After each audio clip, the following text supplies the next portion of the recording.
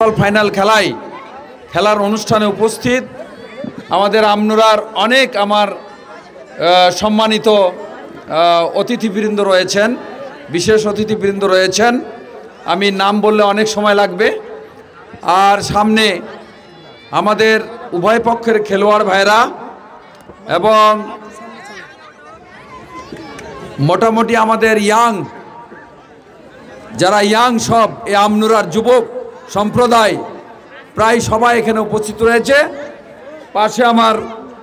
আশেপাশে আমার গুরুজন মুরব্বী সমবয়সী, দূরে হয়তো আমার মায়েরা বোনেরা, সবার প্রতি রইল আমার আন্তরিক শুভেচ্ছা ও সালাম। আসসালামু আলাইকুম। আজকের এই ফাইনাল খেলায় যারা বিজয়ী হয়েছেন, এই ছেলেদের বাড়ি হচ্ছে রামচন্দ্রপুর হাট। তো খালি রামচন্দ্রপুর বললে হবে না, আমি ওদের দুই একজনকে বেশ ভালো চিনি। এদের বাড়ি হচ্ছে কেঠাপাড়া। এরা এরা এরা যে খসরু মিয়া আলতাফ চেয়ারম্যানদের বাড়ির এলাকার সব ছেলেপিলা, ঠিক আছে না? এবং সত্যি কথা বলতে কি, যখন আমি উপজেলা চেয়ারম্যান ছিলাম, এই চেয়ারম্যান থাকাকালীনই ওই রামচন্দ্রপুর যেটা গ্রীষ্মবন্ধু কলেজ আছে, সে কলেজে একটা বড় মাঠ আছে। সেই মাঠের দুটা পাশাপাশি দুটা, তো ওই ভিতরে যেটা মাঠ, সেই মাঠে কিন্তু আপনার বার নষ্ট হয়ে ছিল না। এটা আমার হাতেরই সংস্কার করা। এবং এরা কিন্তু রেগুলার খেলে এবং অনেক দূরে দূরে খেলতে যায় এবং ভালো খেলে। আমাদের উপজেলা পর্যায়ের উপজেলার যে খেলায় তারা ভালো রেজাল্ট করে, ভালো ফলাফল অর্জন করে। আর আমাদের যারা আমনুরার খেলোয়াড় আছে, আমনুরাই কিন্তু একেবারে ঐতিহ্যবাহী মানে টিম। এবং এখানে আমাদের দীর্ঘদিন ধরে, আমি যে ছোট বাচ্চা ছিলাম তখনও ফুটবল খেলা দেখেছি আমনুরাতে। এই আমনুরাতে আমাদের ফুটবল খেলার প্রচলন বিগত দিনও ছিল, এখনও আছে এবং ভালো খেলে। তারাও কিন্তু মাঝে মধ্যে উপজেলা জেলা পর্যায়ে খেলতে যায়, তাদেরও ভালো খেলা আমরা দেখেছি। এবং সবাই বলবে যে আমনুরার খেলোয়াড়রা খুব ভালো। কি কথা ঠিক আছে না? এখন বিষয়টা বলবো যে এখানে জয় পরাজয় থাকবেই।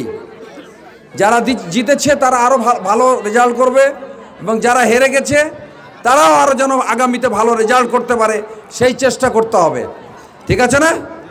আর এখানে আমাদের যুব সম্প্রদায় রয়েছে, এখানে কিন্তু অনেকগুলো ছেলেপিলা আমাদের এলাকার রয়েছে। এখানে আমাকে কিছু কথা বলা মানে আবেদন করা হয়েছে আমার কাছে। আসলে আমার এখন চেয়ারম্যানই নাই, তারপরও আমি কিন্তু এলাকার উন্নয়নের জন্য, এলাকার ভালো কাজের জন্য আমি চেষ্টা করি। বিভিন্ন গ্রামে এখন পাকা রাস্তার কাজ চলছে, আরও রাস্তার কাজ হবে। এই যে বাজারের ভিতরে রাস্তারও কাজ হবে। এখানে আমাদের আমনুরা কলেজ, এই কলেজ কিন্তু আমার হাতেরই করা। এই কলেজে রাস্তা ছিল না, সেখানে 20 লক্ষ টাকা দিয়ে রাস্তা প্রায় শেষের পথে, একবারে RCC রোড হচ্ছে। এই যে আমাদের এখানে আমনুরা স্কুল, প্রায় 81 লক্ষ টাকা এখানে বরাদ্দ দেওয়া হয়েছে। পুরা বাউন্ডারি হবে এবং আমরা এই মাঠটা, খেলার মাঠটা আমরা একবারে উন্নত মানের মাঠ হিসাবে গড়ে তুলবো ইনশাআল্লাহ, কোনো সমস্যা নাই। ওখানে খেলার মাঠ। আর আমাদের এখানে গার্লস স্কুল আছে, সেখানেও যথেষ্ট আমার অবদান রয়েছে। এখানে আমার এই মাদ্রাসা, আমরা দারুল হুদা হক্কানিয়া মাদ্রাসা, সেখানেও বরাদ্দ দিয়েছি, আগামীতেও বরাদ্দ পাবে তারা ইনশাআল্লাহ।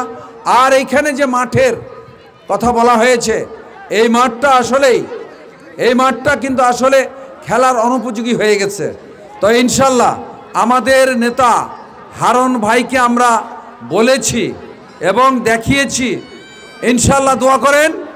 আমাদের নেতা হারুন ভাই MP হওয়ার পরে ইনশাআল্লাহ ওনার হাত দিয়েই এই মাঠটাকে একটা উন্নত মাঠ হিসাবে আমরা গড়ে তুলব। আর একটা কথা বলা হয়েছে যে এইখানে আমাদের ক্লাব আছে, এই ক্লাবটা আমার হাতেরই ছিল, মিতালি ক্লাব। তো এই মিতালি ক্লাব যে কোনো কারণে হোক বন্ধ হয়ে গেছে। তো যারা বললেন, আপনারা সবাই ঐক্যবদ্ধভাবে আপনারা মিটিং দিয়ে আলোচনা করা, একটা কমিটি রেডি করা, আপনারা ক্লাবটা চালু করেন। এই ক্লাবের নিয়ন্ত্রণে, এই ক্লাবের নেতৃত্বেই এই মাঠটা সংস্কার আমরা করে ফেলবো ইনশাআল্লাহ। এখানে ক্লাবও থাকা দরকার আছে। পাশাপাশি আমাদের যুবক ভাইয়েরা, এখানে আমাদের যে যুবক ভাইয়েরা আছে, খেলাধুলার যা যা দরকার, যা যা সহযোগিতা করা দরকার আমরা করব। এবং এই যুবক ভাইদেরকে বলবো যে আমাদের এই আমনুরাই যেন আমাদের ছেলেরা যেন খেলার মধ্যে থাকে। পড়াশোনা, মূল কাজ হলো পড়াশোনা, দ্বিতীয় হলো খেলার মধ্যে। ঠিক আছে না? কি একমত? আর আমার যত সহযোগিতা লাগবে যুবক ভাইদের, ছেলেদের আমি সহযোগিতা করব ইনশাআল্লাহ। এবং আমি পরিশেষে তারুণ্যের ভোট, তারুণ্যের প্রথম ভোট ধানের শীষে হোক, এ আশা রেখে সবাইকে ধন্যবাদ জানিয়ে আমি আমার বক্তব্য শেষ করছি। আসসালামু আলাইকুম।